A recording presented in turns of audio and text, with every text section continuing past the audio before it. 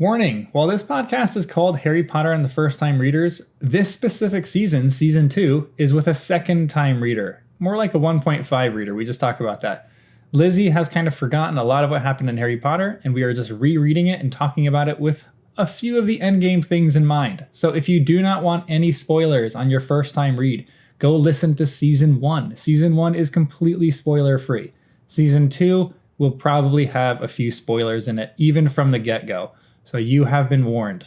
All right. I feel like I say my name weird every time. What do you mean? It's Lizzy. It's Lizzy. Hi, I'm Lizzy. Litzy. Elizabeth. I like how you spell Elizabeth. It's the cooler spelling. Hey, welcome to the podcast. I'm John. I'm Lizzy. And this is Harry Potter and the Second Time Reader. It's me. I said it right that time. I'm getting good at this.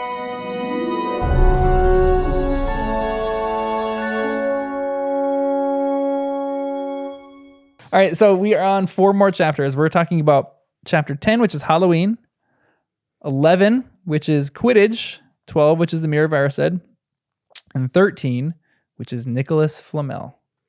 So I'm pumped about these chapters because we get to talk about Quidditch. Me too. And the Mirror of Erised, which are two of my Quidditch. favorite things.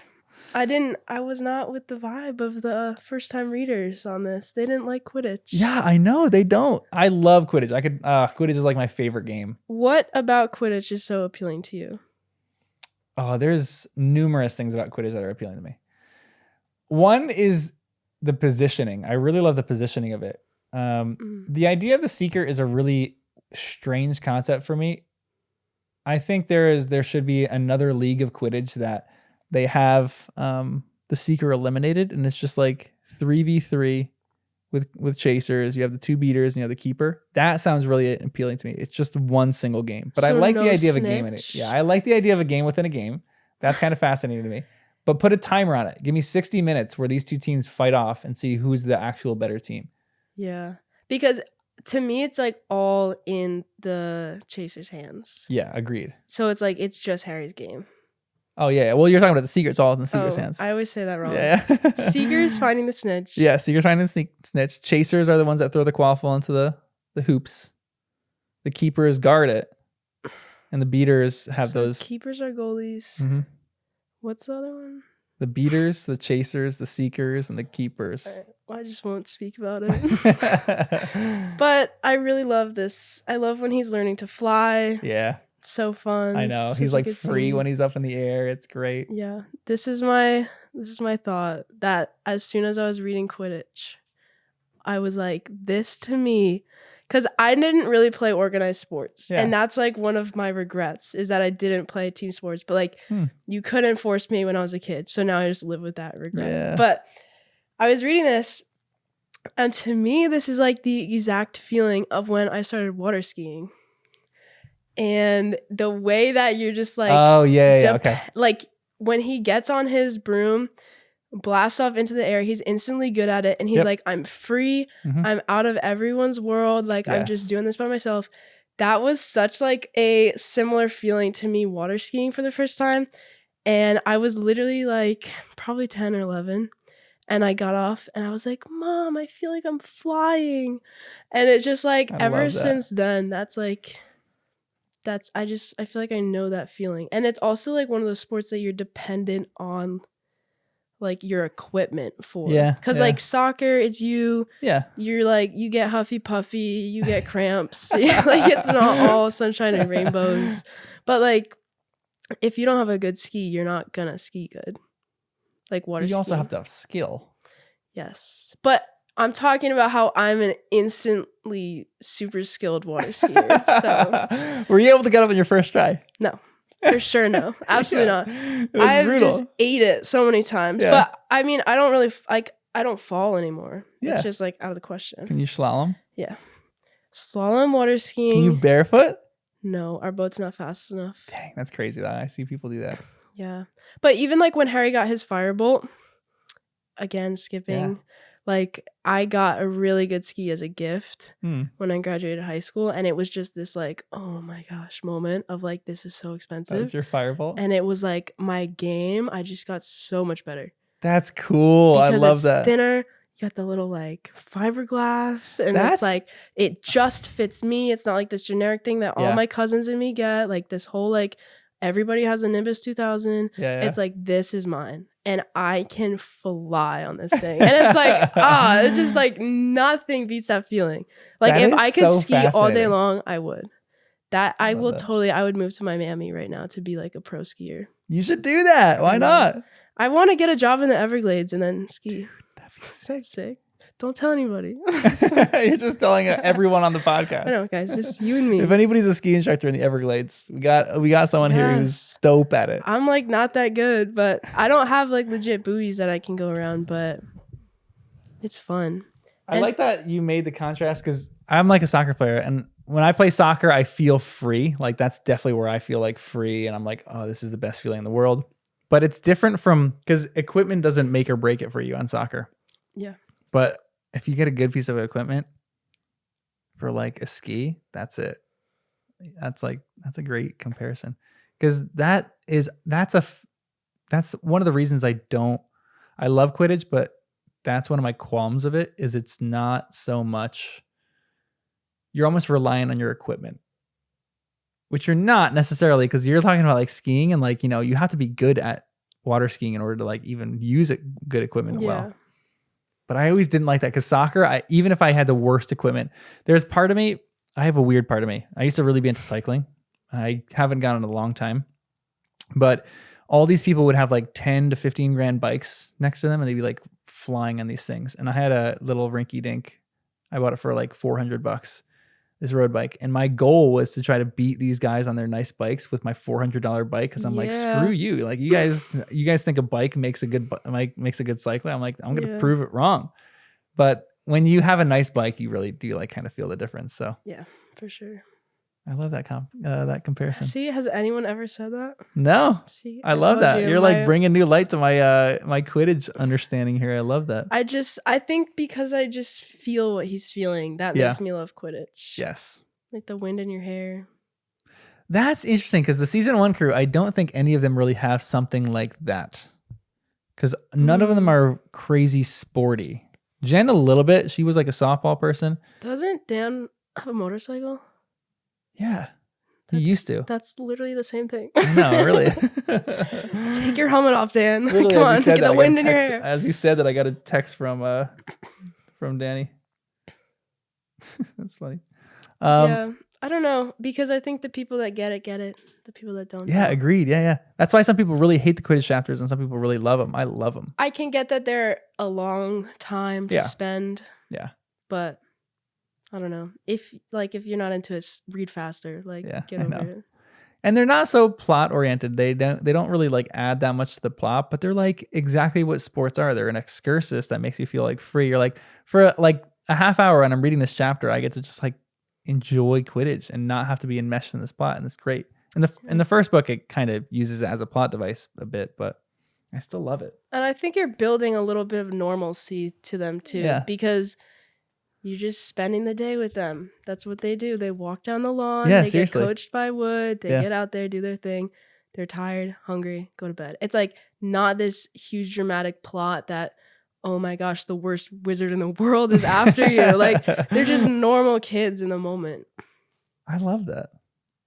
You're bringing whole new light to my Quidditch loving world. Now I love it even more. I'm going to start using that water skiing analogy. Now we got to get you on skis. I know. I've taught so many people. Really? Yeah. I have been able to do it before, but I'm not great at it. I would go all the time. Slalom?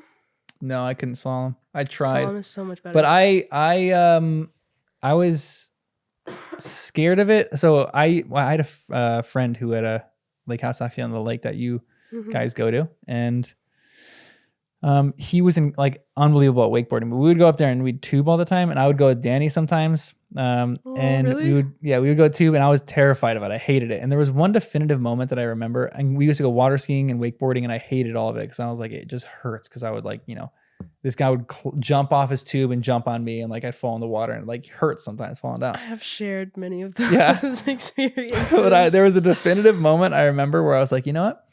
I'm going to stop being scared of this, and I'm gonna just have as much fun as I can, and I'm gonna just mess around And like, so we did 4-person tubing. Each person had their own tube. And I remember I would be on the end and I would like do tricks and like do like fun little things to try to get people off their tube. Like I remember I would try like standing up on my tube and I'd try to jump on another person's tube. And there was one where like I crawled on all the tubes next to me because my friend Trevor was all the way on one side. I climbed over my friend Travis. I climbed over my friend Freddie. I climbed onto Trevor's tube. I tried to rip him off. He then climbed on Freddie's tube to climb on Travis, to climb on the one that was missing. We would just go back and forth. And I was like, you know what? And it made it so much more enjoyable, even to the point with water skiing. I was not good at it at all, but I would just try things to like almost get a laugh out of people. So like I got up on a water ski once and I like went outside the wake. It was the first time I went outside the wake. I was so like terrified. I was like, this is crazy. Yeah. But I was like, okay, I could start feeling it. Like when I pulled back, I was like, okay, so this is like how you control on these things. And I was like, I'm going to try a backflip.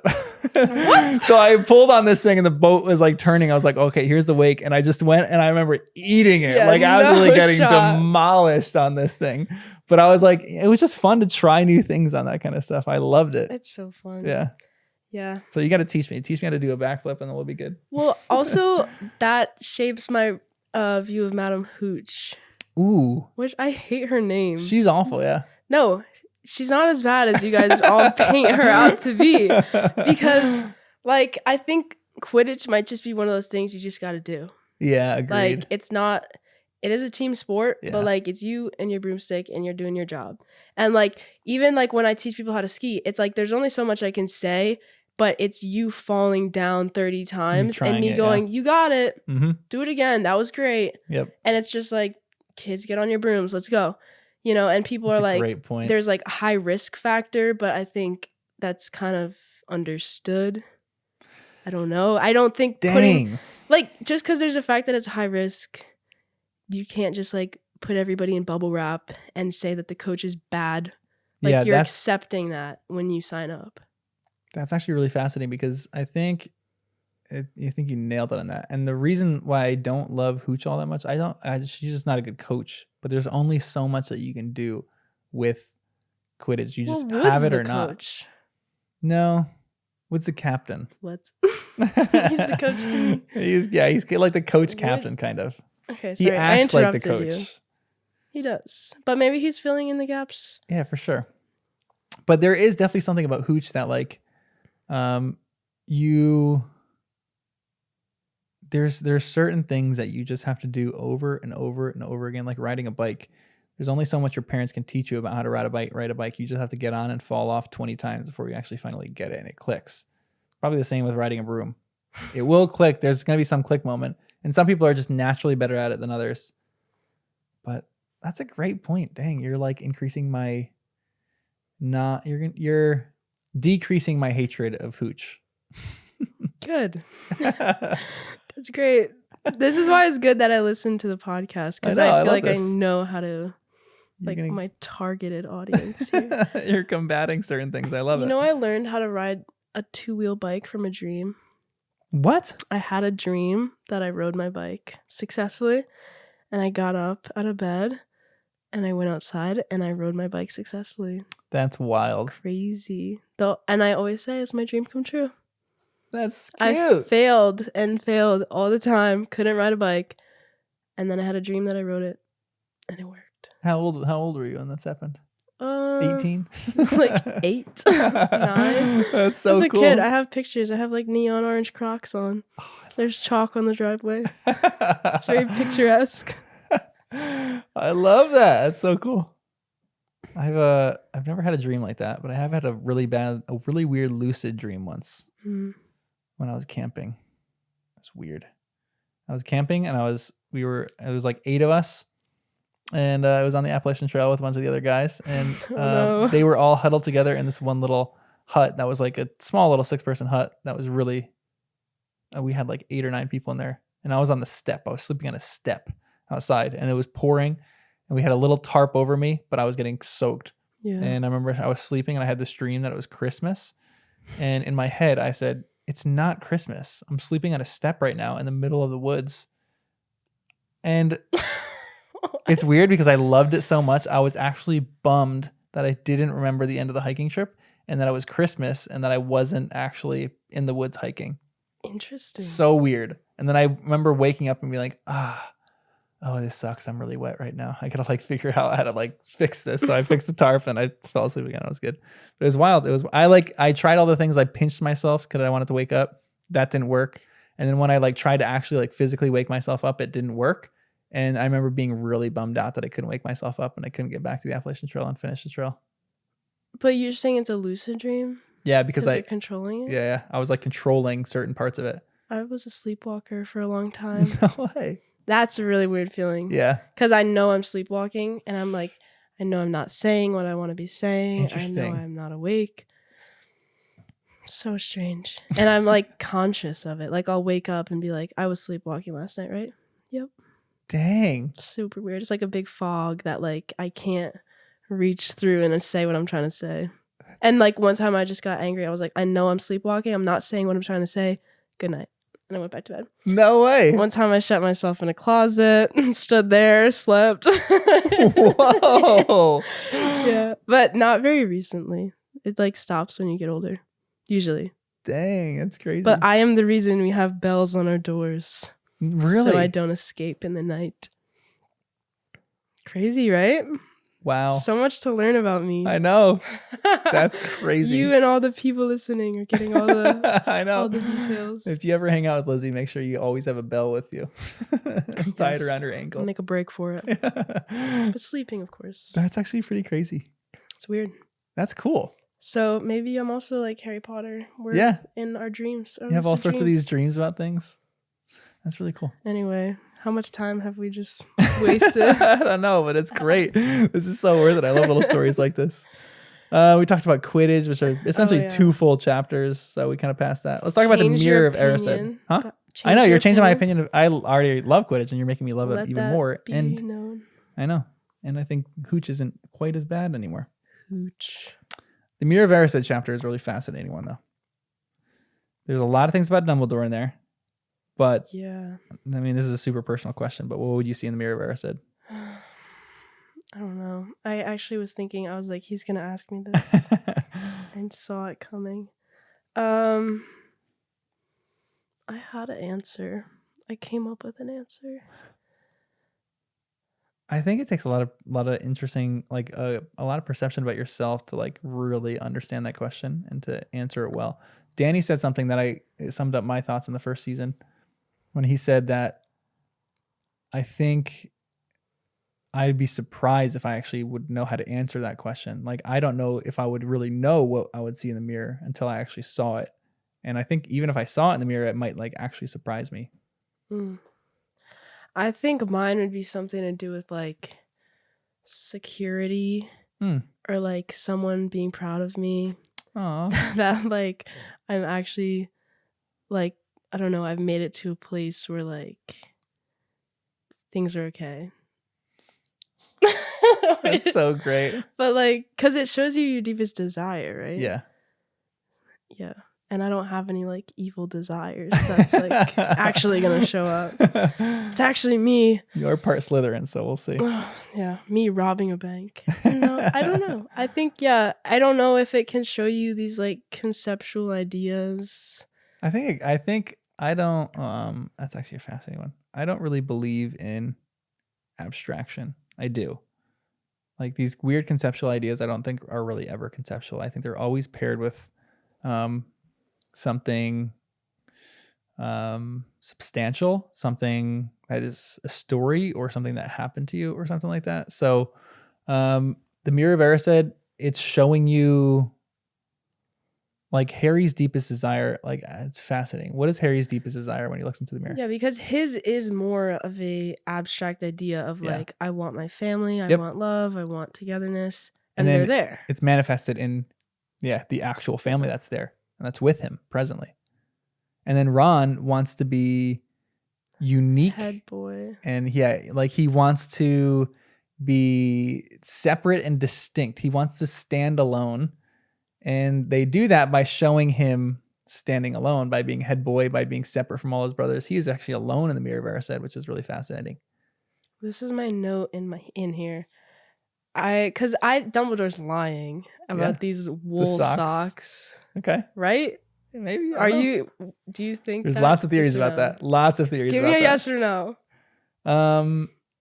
Danny brought something up that was really interesting again, that it could be, like someone gave him the gift of wool socks. I don't think, I think he's actually lying. The gift of wool socks. But it could be like someone he really loved gave him the gift of wool socks.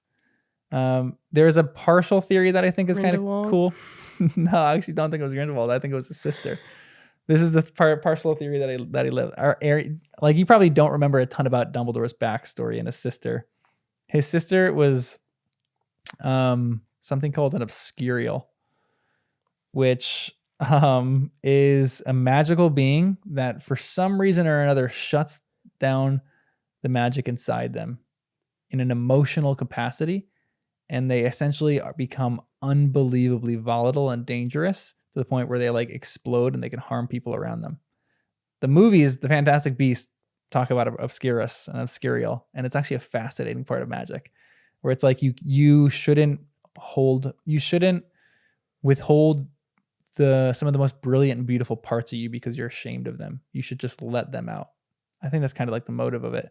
But I think Dumbledore regrets how he wasn't there with his sister and with his family, and how he wasn't a great brother. So I think there was a moment, where his sister, because his sister couldn't really do magic well, I think his sister might have knitted him a pair of wool socks and gave him those wool socks. Mm. And I think he was partially truthful when he said he's holding a pair of thick woolen socks, because I think his sister might have given him those socks, but I think really what he wanted was for just to be with his sister. Whoa. This is very opposite from what I was going to say. You're like, I hate Dumbledore. He sucks. He's not being honest. I think Dumbledore's killing Voldemort in the mirror. And he doesn't want to say. That's actually fascinating. Or he's in his Horcrux quest, and he's finding the Horcruxes, or he's like, I don't know, something like that. Like, he found the Horcrux in there. You know how the stone jumps into Harry's pocket at the end? Something similar to that. Like, he has the Horcrux, or he's defeating Voldemort. Because it gives you like your evil desires too, if it's what trumps all else. Yeah. Wow. Also, what does Dumbledore desire more? Does he desire his family more? Or does he desire the end of Voldemort more? That's greater good. Great question. The greater good for the greater good. I'm actually going to throw that out on our Discord to talk about that. See what people think. When Dumbledore finds Harry in that classroom and he's like talking to him about it, he says the mirror is going to be moved. Yeah. Did he move it to that thing? Yeah. So that was so all the teachers had a part in that last little obstacle course essentially. And the last one that was Dumbledore, he was the one that moved the mirror, put it in that little chamber. So whoever could get the Sorcerer Stone, they had to look in the mirror and they had to want the Sorcerer Stone, but not want to use it for evil. So I think I missed something here, because the Sorcerer's Stone, that was set up however many years ago. And that was all planned because it's such a powerful object that they want to hide it. Yeah, it was created by Nicholas Flamel, which is actually kind of cool. And he dies. Yeah, I know. Yeah. Like alchemy. Good. I know. Here we go, yeah. So yeah, he creates this, and then he makes the elixir of life, and he's able to live forever by drinking the elixir of life. And this object, the Philosopher's Stone, then is hidden in this vault, and it's finally taken out at this moment to be kept in Hogwarts. And then, yeah. And then it's supposed to be hidden there forever with no one encountering it. Because Dumbledore obviously knows Harry's going to do what he's going to do. Yeah. But Voldemort and Quirrell are down there, right? Yeah. So they're trying to get it for Voldemort. Yeah, they're trying to get it for Voldemort so they can resurrect Voldemort. But how, why did they hide it so recently before? Yeah. Why was that not happening if that guy's 500 years old? Why didn't they do that long ago? You know what I mean? Like, That's it's a great such point. like oh no, Voldemort's coming, quick, hide. Like, you're coming up with all sorts of questions that I've never really thought of for this.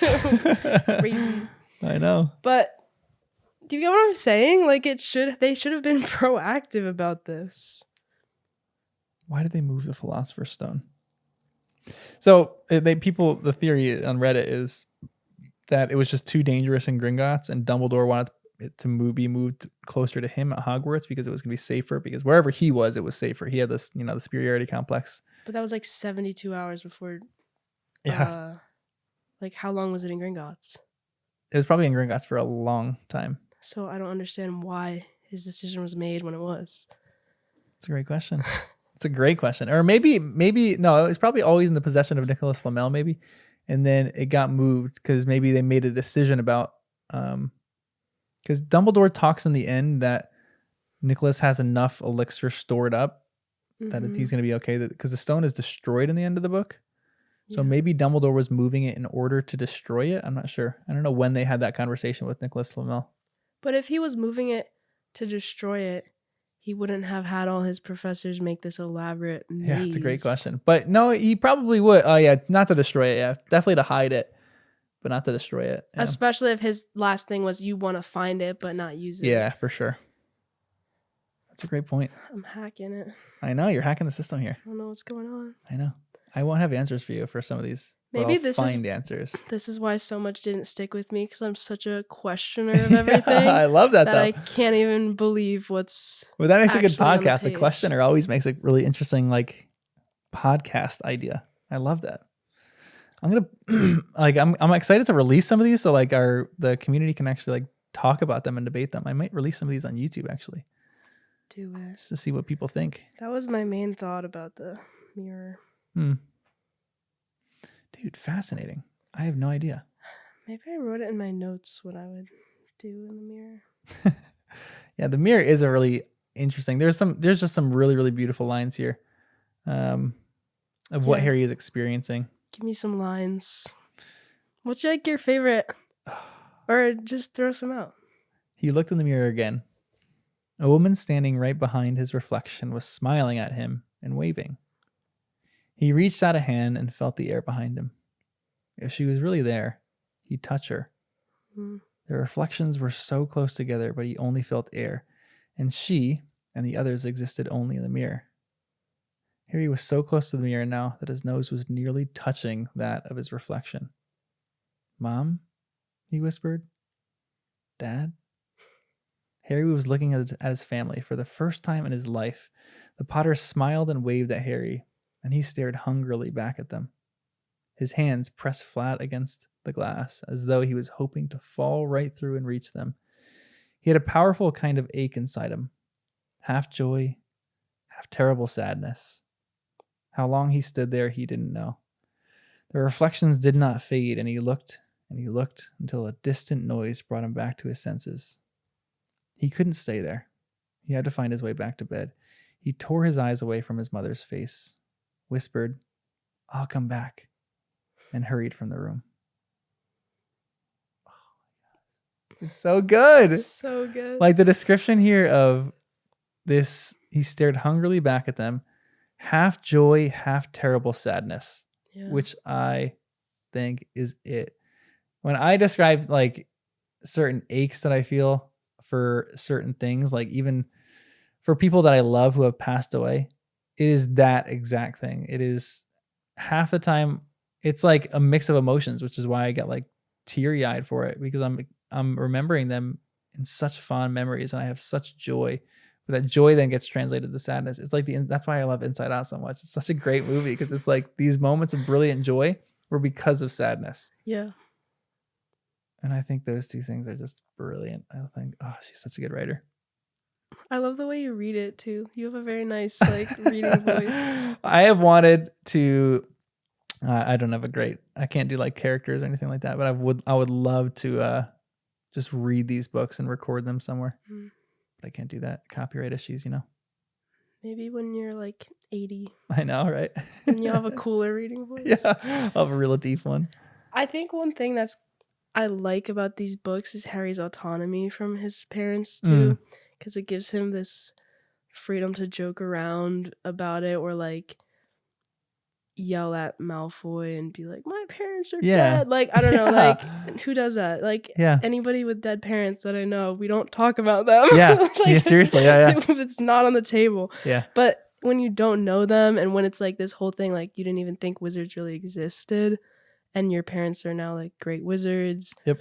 You can love them, but it's like this weird gap that you're never really going to connect with. And I think like the mirror is kind of the first connection of like, wow, I actually do deeply care for these people and I want them in a way that I didn't notice before when I hadn't seen them or they weren't waving at me and smiling. That's so beautiful. And to be honest, one thing that is tragic but like really beautiful is when he's standing in the front of the mirror and he goes, Mom, Dad, like he knows who they are, but he needs confirmation because he's never seen them before. I'm sure Petunia has never had a picture of Harry's parents. I'm sure he's never really seen his parents before in his life. But when he sees them, he knows who they are. But he still is like, Mom, Dad. Yeah. And they nod and it's like, yeah, this is... So it's just so beautiful. I wonder if he wants a little validation too, like to hear his own name said by them. And he's the spitting image, apparently. Yeah, I know. So he recognizes him, I think, because he's like, of course, there's no way. And then it takes him a minute to understand that the mirror is showing you your deepest desire. But I think he figured that out. Oh, man. That would be so lovely if like you got a moment here where the mirror actually was like, you know, vocal. Where his parents in the mirror just said his name. That'd be really beautiful. I feel like that's my mirror. Like that's what I'm trying to do. Like, Harry, like you're doing a good job. Yeah, like, you're doing great. Yeah. That's like what I need my mirror to say. Come on, Lizzy, you're doing great. We're recording a awesome podcast right now, so I don't know. Okay, the last chapter for this one is Nicholas Flamel. Oh yes. And there's like they just kind of get a download of information of Nicholas Flamel here. So there's not a ton in this chapter, to be honest. Honestly, the Mirror of Erised is like the better one. And one thing that I really loved in that chapter as well, going back to that one because I think that's a brilliant chapter, is some of the lines that Dumbledore says. And he has one here that's like a really good one for the whole series. It says, "It does not do to dwell on dreams and forget to live. Remember that." And I really love that. Even though sometimes your deepest desire are the things that you're dreaming about, it's good to have those in mind as like a motivation for why you're doing things. But sometimes your dreams can be paralyzing in that you just have this dream and you don't actually take the steps to make that a reality. And I found that in my own life sometimes. And that's like it's hard to, like figuratively speaking, step away from the mirror and actually start it's sad for Harry that his dreams can't really become a reality. So he's stuck in a position of like, I can't really make this happen, where Ron can make that happen. So it's different for Ron than it is for Harry. Like people's dreams and what they want reveal a lot about who they are. And I love that line from Dumbledore though. Even if your dream is attainable, or even if your dream isn't attainable, it doesn't really do so well to dwell on those because you're not really living in the present moment. I think I think Dumbledore knows that from experience. So thanks for joining us on this podcast. I'm John. What do I say? Anything else that you wanted to say? I'm John. Yeah, I'm John. I'm Lizzy. I'm John. That was a great ending. All right, we'll end it there. Thanks for joining us on the podcast of Harry Potter and the second time reader. Freaking A. Bye. Bye.